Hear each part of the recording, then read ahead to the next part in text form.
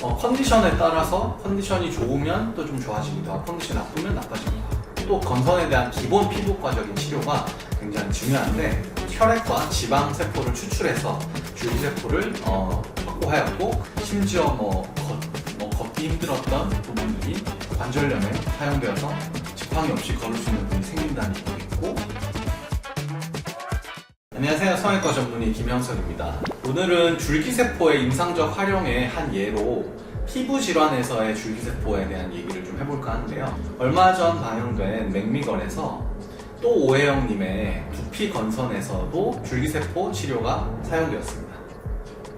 이 건선이라는 건 자가 면역 관련 피부 질환으로 굉장히 난치성 피부 질환에 속하는데 컨디션에 따라서 컨디션이 좋으면 또 좀 좋아지기도 하고 컨디션이 나쁘면 나빠지기도 하고 또 오해영님 같은 경우는 직업적으로 트럼펫을 부는 이런 직업인데 그러다 보니까 턱 밑에 두꺼비 낭종이라는 침샘 낭종이 생겼었습니다. 그래서 그 두꺼비 낭종을 치료하는 과정에서 스테로이드 치료가 들어갔는데 그 스테로이드 치료를 하고 나서 면역력이 떨어지면서 팔꿈치나 팔, 다리, 그리고 머리 이런 곳에 있는 건선병변이 심해졌습니다.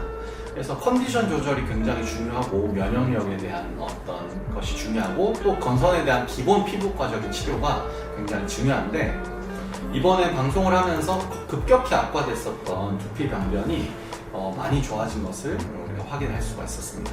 아무래도 기본적인 건선에 대한 피부과적인 치료에 더해서 본인 혈액과 지방에서 유래한 줄기세포를 이용해서 혈액과 지방세포를 추출해서 줄기세포를 확보하였고 그걸 국소병변에 주사함으로써 충분히 개선되는 데 효과를 줬다고 판단할 수가 있었습니다. 그래서 아무래도 줄기세포의 효능에 대한 부분은 연구가 많이 필요합니다.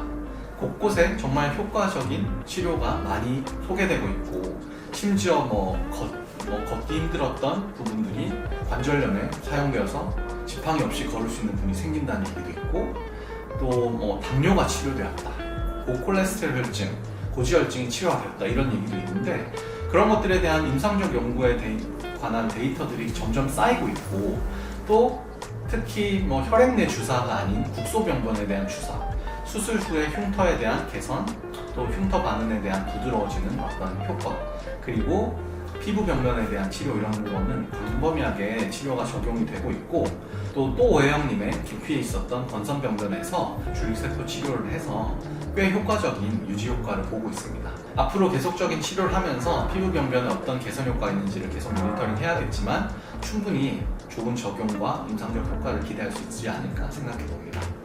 감사합니다.